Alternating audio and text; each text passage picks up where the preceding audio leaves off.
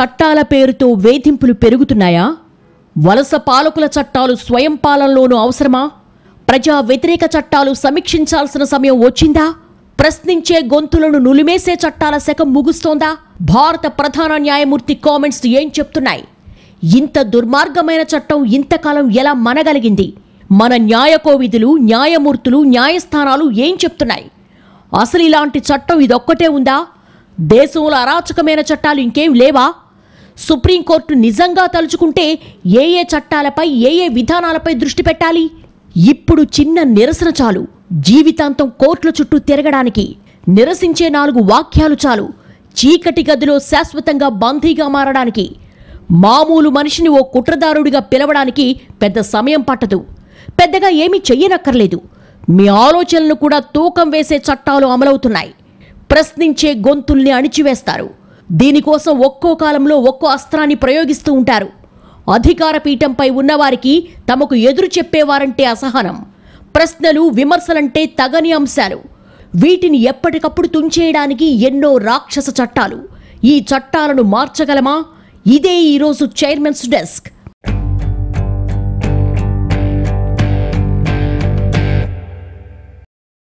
రాజద్రోహం కేసులు సాధారణంగా మారిపోయాయి. యూఏపీఏ కేసులకు లెక్కపత్రం లేకుండా పోతోంది. ప్రివెంటివ్ డిటెన్షన్ పేరుతో మూసేయడం సహజంగా మారుతోంది. రాజకీయ నాయకులు, జర్నలిస్టులు, యాక్టర్లు, రచయితలు, ప్రజా సంఘాల నేతలు ఎవ్వరూ దీనికి అతీతం కాదు. ఇలాంటి సమయంలో రాజద్రోహ చట్టం అవసరం ఇప్పుడుందా అని సాక్షాత్తు సుప్రీం చీఫ్ జస్టిస్ కేంద్రాన్ని సూటిగా ప్రశ్నించడంతో ఇలాంటి చట్టాలపై చర్చ మొదలైంది. సరే, అసలు ఈ రాజద్రోహం అంటే ఏమిటి? దీనికి రాజ్యాంగంలో ఉన్న నిర్వచనాలేంటి?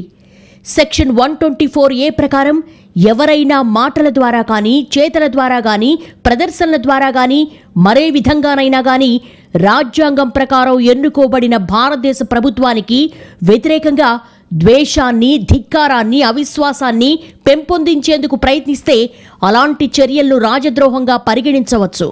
ఆ వ్యక్తికి జీవిత ఖైదు కానీ, 3 సంవత్సరాల పాటు కారాగారవాసాన్ని కానీ శిక్షగా విధించవచ్చు. న్యాయస్థానం అవసరమనుకుంటే ఈ శిక్షకు అదనంగా జరిమానా కూడా విధించవచ్చు. అంటే ఒక్క మాటలో చెప్పాలంటే ప్రభుత్వానికి వ్యతిరేకంగా చిన్న మాట అంటే జీవితాంతం జైల్లో పెట్టొచ్చనేది దీని సారాంశం. అసలు ఈ చట్టం అవసరం అప్పట్లో తెల్లవాడుకొచ్చింది. స్వాతంత్రోద్యమాన్ని అణిచివేయడానికి రాజద్రోహ చట్టం తీసుకొచ్చారు. మహాత్మా గాంధీ, తిలక్ లాంటి వారిని నోరెత్తకుండా చేయడానికి 124A సెక్షన్ని వాడుకున్నారు. స్వాతంత్రం వచ్చిన 75 ఏళ్ల తర్వాత కూడా దీన్ని కొనసాగించాల్సిన అవసరం ఉందా అని చీఫ్ జస్టిస్ ఎన్వి రమణ కేంద్రానికి వేసిన ప్రశ్న, ఈ చట్టం దుర్వినియోగం అవుతున్న తీరుపై ఆయన తీవ్ర ఆందోళన వ్యక్తం చేశారు. ఈ సెక్షన్ రాజ్యాంగబద్ధతను సవాల్ చేస్తూ దాఖలైన పిటిషన్ను పరిశీలిస్తూ ధర్మాసనం ఈ కామెంట్స్ చేసింది. అసలు ఏది రాజద్రోహం, ఏది దేశద్రోహం? ఈ చట్టాల్ని ప్రభుత్వాలు ఎందుకు కొనసాగిస్తున్నాయి? దీన్ని అడ్డం పెట్టుకుని దేశవ్యాప్తంగా జర్నలిస్టులపై, ఉద్యమకారులపై, సాధారణ పౌరులపై ఎలాంటి కేసులు పెడుతున్నారు? దీన్ని కోర్టులు ఎందుకు చూస్తూ ఊరుకుంటున్నాయి? ఇది అనవసరమైంది, అక్రమమైందైతే కోర్టులైనా రద్దు చేయొచ్చు. లేదా దుర్వినియోగమవుతుంటే కనీసం దీని పరిధిని నిర్వచించవచ్చు. లేదా దీన్ని ఉపయోగించాల్సి వస్తే ఎలాంటి పరిమితుల్లో, ఏ సందర్భంలో ఉపయోగించాలో స్పష్టం చేయొచ్చు. స్వాతంత్రం వచ్చిన 70 ఏళ్లకు కూడా ఎందుకింత అస్పష్టంగా ఉంది? ఇప్పటికైనా వీటిని సమూలంగా తొలగించాల్సిన సమయం వచ్చిందా? ఈ చట్టాల గురించి మాట్లాడే ముందు చర్చించాల్సిన ప్రశ్నలు కొన్నున్నాయి. ప్రజాస్వామ్యంలో ప్రభుత్వాన్ని ప్రశ్నించొచ్చా? ప్రభుత్వాన్ని ప్రశ్నిస్తే నేరమవుతుందా? ప్రభుత్వ నిర్ణయాలు, విధానాలపై ప్రజలు అసంతృప్తి వ్యక్తం చేయకూడదా? ప్రజాప్రతినిధుల ధోరణిని విమర్శించకూడదా? మనం ఓటేసెన్నుకున్న ప్రభుత్వాలు విమర్శలకు అతీతమా? అసలు ప్రభుత్వాన్ని ప్రశ్నిస్తే అది దేశద్రోహం, రాజద్రోహం అవుతుందా? ఇవన్నీ స్పష్టంగా చర్చించుకోవాల్సిన విషయాలు. ఎందుకంటే ఈ అంశాలే ఈ చట్టాలను ప్రయోగించడానికి మూలంగా మారుతున్నాయి. ఇవన్నీ కాదు, ప్రజలే ప్రభువులైన దేశంలో రాజ్యమేది, రాజెక్కడ, ద్రోహమేంటి? ప్రజల చేత, ప్రజల కోసం ప్రజలే ఎన్నుకునే ప్రజాస్వామ్య ప్రభుత్వాలున్న దేశంలో ప్రజలను వేధించే చట్టాలేంటి? వ్యక్తి స్వేచ్ఛను ప్రసాదించే రాజ్యాంగంలోనే ఈ చట్టం ఇంకా ఎలా ఉంది? హాస్యాస్పదంగా అనిపించే విషయమే, కానీ వాస్తవంలో భయానకంగా మారి వందల మందిని నోరెత్తకుండా చేసి జైళ్లలో తోసేందుకు వాడేస్తున్నారు. వీటన్నిటిపై చర్చ జరిగితే కానీ ఈ చట్టాల విలువెంతో నిగ్గు తేలదు. హేట్ స్పీచ్ నేరమని 124A సెక్షన్ కింద రాజద్రోహం శిక్ష విధించవచ్చని ఇండియన్ పీనల్ కోడ్లో ఉంది. కానీ హేట్ స్పీచ్ అనే దానికి అసలు నిర్వచనమే లేదు. ఏది హేట్ స్పీచ్, ఏది కాదు అన్నదానిపై స్పష్టత లేదు. దీన్నే ప్రభుత్వాలు, అధికారంలో ఉన్నవారు అడ్వాంటేజ్గా తీసుకుంటున్నారు. ప్రభుత్వాన్ని వ్యతిరేకించే ఒక్క మాట చిన్న ప్రదర్శన చేసినా, సోషల్ మీడియాలో 4 మాటలు రాసినా వారిపై ఆ సెక్షన్ ప్రయోగిస్తున్నారు. ఒకప్పుడు తీవ్రమైన నేరాలు చేసిన వారిపై ఈ చట్టాలు ప్రయోగించేవాళ్ళు. కానీ ఇప్పుడు పరిస్థితి మారింది. ఈ చట్టం ప్రజలకు బాగా సమీపానికొచ్చింది. ప్రభుత్వ విధానాల్ని, ప్రభుత్వ పెద్దల్ని వ్యతిరేకించే సామాన్యులపైన కూడా మోపుతున్నారు. ఫలితంగానే దీనిపై చర్చ ప్రారంభమైంది. రాజద్రోహం సెక్షన్ను ప్రభుత్వాలు ఎంత దారుణంగా దుర్వినియోగం చేస్తున్నాయో చెప్పేందుకు ఉదాహరణలు చాలా ఉన్నాయి. ఈ చట్టంపై సుప్రీంకోర్టు చీఫ్ జస్టిస్ తీవ్ర వ్యాఖ్యలు చేసిన రోజే హర్యానాలో 100 మందికి పైగా రైతులపై రాజద్రోహం కేసు నమోదు చేశారు. ఈ రైతులు చేసిందేమిటి అంటే, రైతు చట్టాలకు వ్యతిరేకంగా నిరసన ప్రదర్శన నిర్వహించడం, ఆ సమయంలో డిప్యూటీ స్పీకర్పై, ఆయన వాహనంపై దాడి చేయడమే. ఆ మధ్య కునాల్ కమ్రా అనే ఓ స్టాండప్ కమెడియన్ విమానంలో వెళుతూ ప్రధాని మోడీని తన కామెడీ స్టైల్లో అనుకరించాడు. అంతే, అతడిపై రాజద్రోహం కేసు పెట్టేశారు. ఆయన కమెడియన్ కదా అని నవ్వుకొని ఊరుకోలేదు, లేదా ఎందుకిలా చేశాడన్న ఆలోచన లేదు. ఇక కప్పన్ అనే కేరళ జర్నలిస్ట్ యూపీలో హత్రాస్ అత్యాచారం, హత్య ఘటనను రిపోర్ట్ చేయడానికి అక్కడికి వెళ్లాడు. ఆయనకు ఇతర సంస్థలతో సంబంధాలున్నాయని గాలి మాటలు చెప్పి ఇదే కేసు పెట్టేశారు. ఇప్పటికీ ఆ జర్నలిస్టు జైల్లోనే ఉన్నాడు. కొన్నాళ్ల క్రితం అనురాగ్ కశ్యప్తో పాటు కొంతమంది సినీ ప్రముఖులు దేశంలో పరిస్థితులపై ఓ లేఖను ప్రధాని మోడీకి రాశారు. దాన్ని కూడా తప్పుపట్టారు. ప్రభుత్వాన్ని విమర్శించినందుకు విద్యార్థి నేతలు ఉమర్ ఖలీద్, కన్హయ్య కుమార్ కూడా రాజద్రోహులే అన్నారు. నిన్నటికి నిన్న లక్షద్వీప్లో గవర్నర్పై కామెంట్స్ చేసిందని నటి ఆయేషా సుల్తానాపై కేసు నమోదు చేశారు.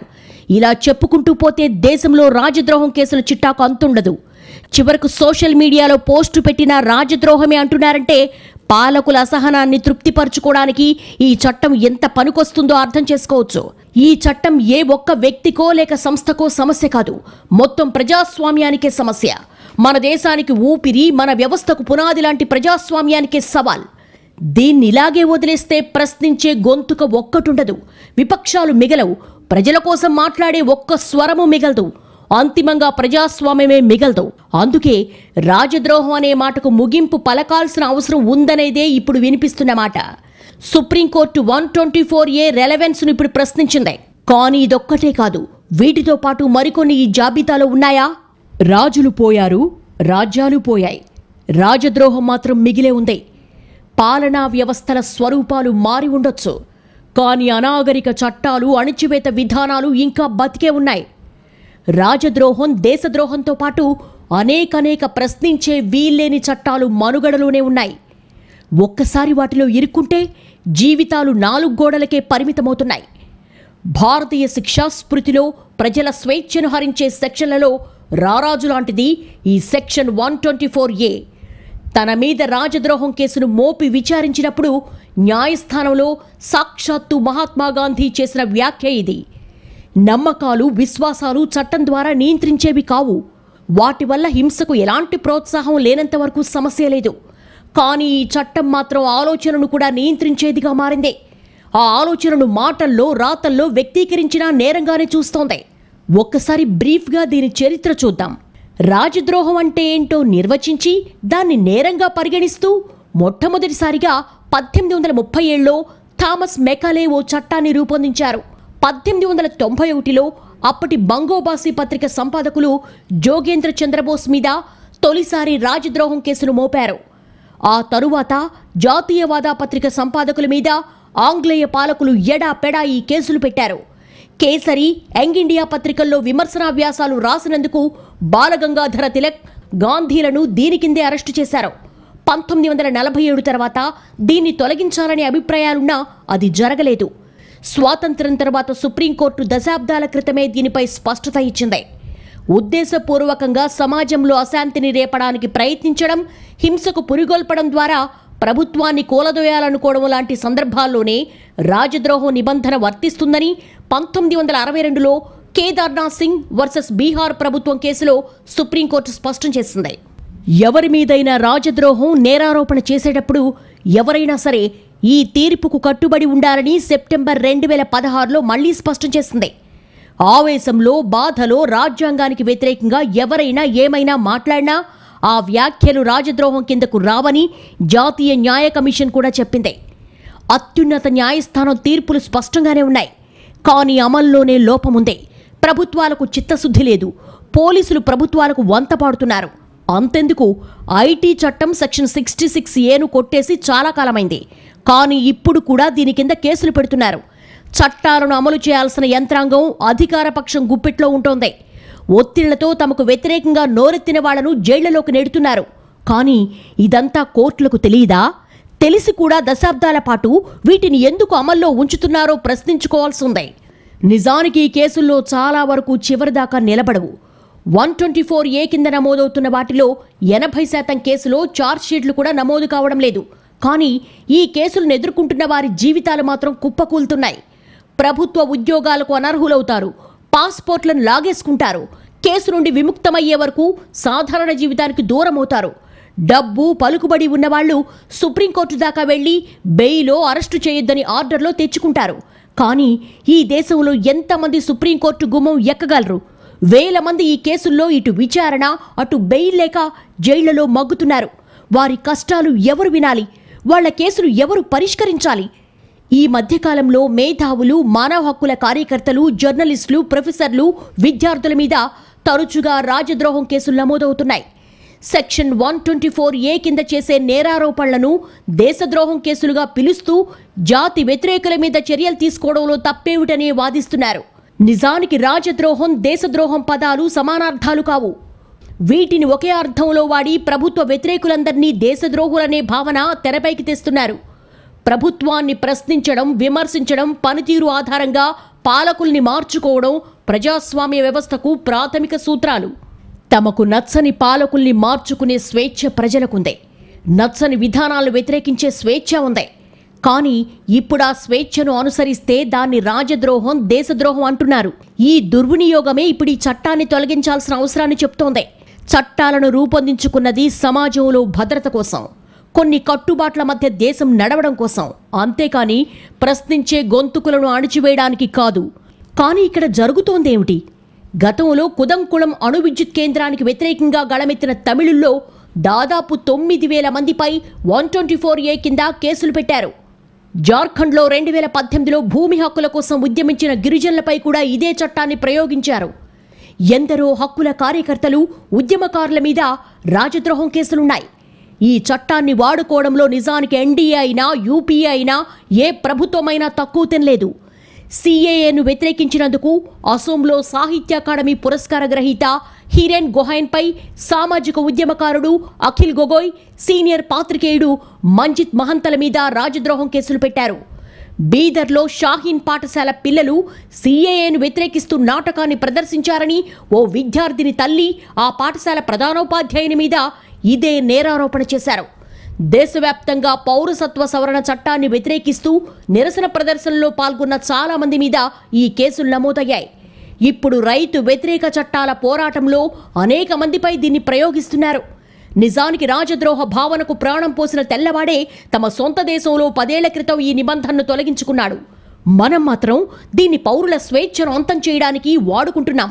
అంటే ఇప్పుడు విద్యార్థులు స్టైఫండ్ పెంచమని కోరితే దేశద్రోహం, యూనివర్సిటీల్లో భిన్నాభిప్రాయాలు చర్చిస్తూ భావ ప్రకటన స్వేచ్ఛ కోసం నినదిస్తే దేశద్రోహం, దళితులు, గిరిజనుల హక్కుల కోసం సామాజిక కార్యకర్తలు గళం విప్పినా దేశద్రోహమే, ప్రభుత్వ విధానాలు ప్రశ్నిస్తూ జర్నలిస్టులు 4 మాటలు రాస్తే అది కూడా దేశద్రోహమే. రాజద్రోహం, UAPA వంటి నిరంకుశ చట్టాలు పిచ్చోడి చేతిలో రాయిలా మారిపోయాయి. ఇవి రాజ్యాంగం ప్రసాదించిన ప్రాథమిక హక్కులకు తీవ్రంగా భంగం కలిగిస్తున్నాయి. చట్టం ముందు సమానత్వాన్ని చెప్పే 14వ అధికరణం, వాక్ స్వాతంత్రం, భావ ప్రకటన స్వేచ్ఛను ప్రసాదించిన 19(1)A అధికరణం, జీవిత రక్షణ, వ్యక్తిగత స్వేచ్ఛలను అందించిన 21వ అధికరణలకు తూట్లు పొడుస్తున్నాయి. రాజద్రోహం, దేశద్రోహాలతో పాటు మరికొన్ని చట్టాలు దేశంలో అడ్డదిడ్డంగా అమలవుతున్నాయి. UAPA, national security act, public safety act లాంటివి కీలకంగా ఉన్నాయి. ఇవన్నీ ఈ దేశ పౌరుల నోళ్లు మోయించడానికి, అధికార పక్షాలు తమ అవసరాలకు వాడుకోవడానికి ఆయుధంగా మారుతున్నవే. కాశ్మీర్, ఈశాన్య రాష్ట్రాలు, యూపీతో సహా అనేక రాష్ట్రాల్లో ఈ చట్టాలు దారుణంగా దుర్వినియోగమవుతున్నాయి. వీటిలో యూఏపీఏ చట్టం ప్రకారం ఒకరిపై ఉగ్రవాదిగా ముద్ర వేయడం చాలా తేలిక.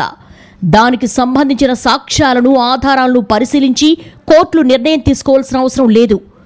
యూఏపీఏ చట్టంలోని సెక్షన్ 35, 36 ప్రకారం ఎలాంటి ఆధారాలు లేకుండానే ప్రభుత్వం ఒక వ్యక్తిని ఉగ్రవాదిగా ప్రకటించొచ్చు. మన న్యాయ వ్యవస్థలో ఒక నిందితుడు దోషిగా నిరూపణ అయ్యే వరకు నిర్దోషి కిందే లెక్క. కానీ ఇక్కడ విచారణకు ముందే ఉగ్రవాదిగా ముద్ర వేస్తారు.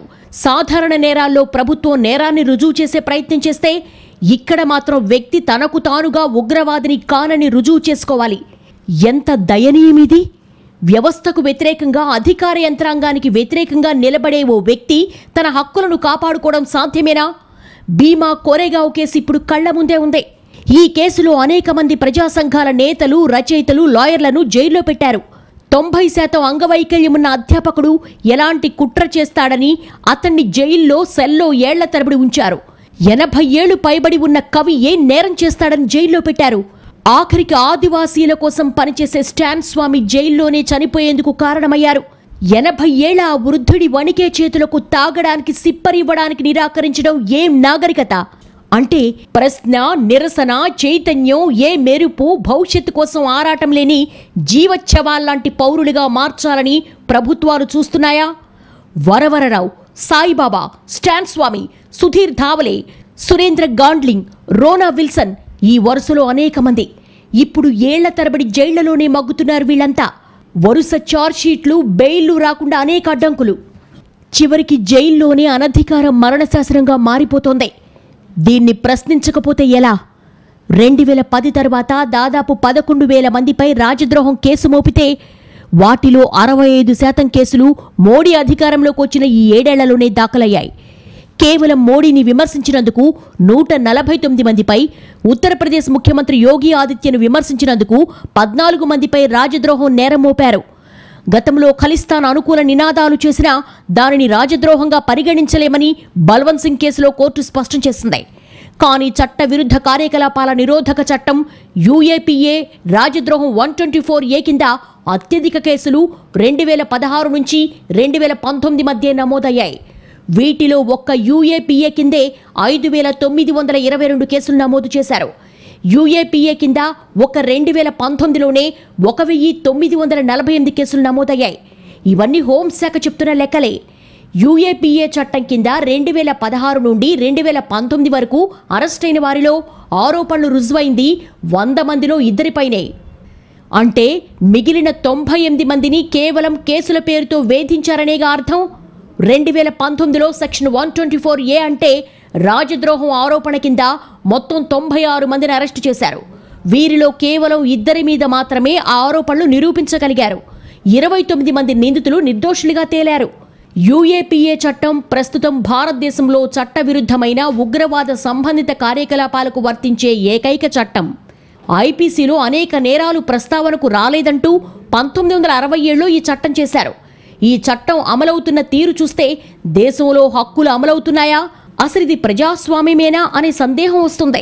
యూఏపీఏకు ముందు టెర్రరిస్ట్ అండ్ డిస్ట్రప్టివ్ యాక్టివిటీస్ చట్టం Tada, prevention of terrorist activities చట్టం పోటా ఉన్నాయి. ఇవి ఇప్పుడు ఉనికిలో లేవు. ఇవి కూడా చాలా దుర్వినియోగం అయ్యాయనే ఆరోపణలున్నాయి. ఈ చట్టాలేవి హక్కులు గౌరవించేవి కాదు. భద్రత పేరుతో చేసిన ఈ చట్టాలు అమలు దగ్గరకు వచ్చేసరికి వేధింపులకు మార్గంగా ప్రభుత్వ వ్యతిరేకుల నోరు మూయించేవిగా మారాయి. 1995లో టాడా, 2004లో పోటా చట్టాలు రద్దయ్యాక అదే సంవత్సరం నుంచి యూఏపీఏ చట్టంలో చాలా మార్పులు చేసి వాటిలోని అంశాలను ఇందులో చేర్చారు. చార్జ్షీట్ వేయకుండానే 6 నెలలు జైల్లో పెట్టే వీలు కల్పించారు. రాష్ట్ర ప్రభుత్వాలు, ఎన్ఐఏ ఈ రెండూ కూడా ఈ చట్టాన్ని ఎడాపెడా ఉపయోగిస్తున్నాయి. ఉగ్రవాద నిరోధక చట్టాల్లో ప్రధానంగా కనిపించేది పౌర హక్కుల ఉల్లంఘన, అక్రమ నిర్బంధం, హింస, తప్పుడు కేసులు, సుదీర్ఘ కస్టడీలు, శిక్షలు. టాడా అయినా, పోటా అయినా, యూఏపీఏ అయినా జరుగుతున్నది ఇదే. 2018 టెర్రర్ గ్లోబల్ ఇండెక్స్ ప్రకారం టెర్రరిస్టు చట్టాల ద్వారా పాశ్చాత్య దేశాలు ఉగ్రవాదాన్ని చాలా వరకు నియంత్రించగలిగాయి. అయితే మన దేశంలో మాత్రం వాటి ఫలితాలు తారుమారవుతున్నాయి. ఇప్పుడు చర్చకొచ్చిన రాజద్రోహం సంగతి చూస్తే మన్మోహన్ సింగ్ ప్రధానిగా ఉన్న కాలంలో 3,762 మీద రాజద్రోహం నేరం మోపితే మోడీ పదవీ కాలంలో ఇంతవరకు 7,136 మందిపై ఈ కేసులు పెట్టారు. 2014 తర్వాత పెట్టిన రాజద్రోహం కేసుల్లో 96% అధికారంలోని రాజకీయ నాయకులపై విమర్శించినందుకే పెట్టారు. గత దశాబ్దంలో కేవలం నినాదాలు చేసినందుకు 1,310 మంది పైన రాజద్రోహం కేసులు పెట్టారు. ఇప్పుడు ప్రభుత్వాన్ని విమర్శిస్తే జాతిని వ్యతిరేకించినట్టు, దేశాన్ని ద్వేషించినట్టు చిత్రీకరించే ధోరణి నడుస్తోంది. ప్రభుత్వ అన్యాయ విధానాలను వ్యతిరేకిస్తే జైలు పాలవుతారనే భయాన్ని కలిగిస్తున్నారు. ఇది ప్రజాస్వామ్యాన్ని అణగదొక్కడం తప్ప మరొకటి కాదు. దేశంలో ఇప్పుడు వివిధ రంగాలకు చెందిన వేల మంది వ్యక్తులు రాజద్రోహం నేరారోపణలు ఎదుర్కొంటున్నారు. ప్రాథమిక హక్కైన భావ ప్రకటన స్వేచ్ఛను కోల్పోతున్నారు. కోర్టుల్లో వారి కేసులు తేలడానికి ఏళ్లకేళ్లు పడుతోంది. వారి భవిష్యత్ అగమ్యగోచరమవుతోంది. ఈ తరుణంలో రాజద్రోహాన్ని పునర్నిర్వచించాల్సిన సమయం వచ్చింది. ఇలాంటి సందర్భం వచ్చినప్పుడు అది రాజద్రోహం కాకపోతే మరేమవుతుందో కూడా స్పష్టత రావాలి. వాక్ స్వాతంత్రం ఉందని ఎవరైనా ఏదైనా ఎక్కడైనా మాట్లాడొచ్చని కాదు, ఎవరినైనా తిట్టొచ్చన్న అభిప్రాయము సరికాకపోవచ్చు. కానీ దీనికున్న పరిమితులు స్పష్టమవ్వాలి. సోషల్ మీడియా రాతలకు, ప్రజల ఆగ్రహానికి, అభిప్రాయ వ్యక్తీకరణకు కూడా రాజద్రోహం అంటగడితే చివరికి ఈ దేశంలో అంతా రాజద్రోహులు తప్ప పౌరులు మిగలరు. ఎందుకంటే మారుతున్న పరిస్థితుల్లో భావ ప్రకటన స్వేచ్ఛకు అవకాశాలు మారాయి. కొత్త మాధ్యమాలు వచ్చాయి. సోషల్ మీడియా కొత్త పుంతలు తొక్కుతోంది. ఇలాంటి సమయంలో పౌరులకు రక్షణ అవసరం. లేదంటే ఈ దేశంలో కార్టూనిస్టులు, జర్నలిస్టులు, విద్యార్థులు, అధ్యాపకులు, నటులు, రచయితలు అంతా జైళ్లలోనే మగ్గాల్సిన దుస్థితి వస్తుంది. చట్టమంటూ ఉన్నప్పుడు కేసులు పెడుతున్నారని ప్రభుత్వాలను నిందించడం కంటే లోపాలున్న చట్టాన్ని తొలగించుకోవడం అత్యవసరం. సుప్రీంకోర్టు కూడా ఈ దిశగా అడుగులు వేయాల్సిందే. ఇది ఈ వారం చైర్మన్స్ డెస్క్. వచ్చే వారం మరో అంశంతో కలుద్దాం. నమస్తే.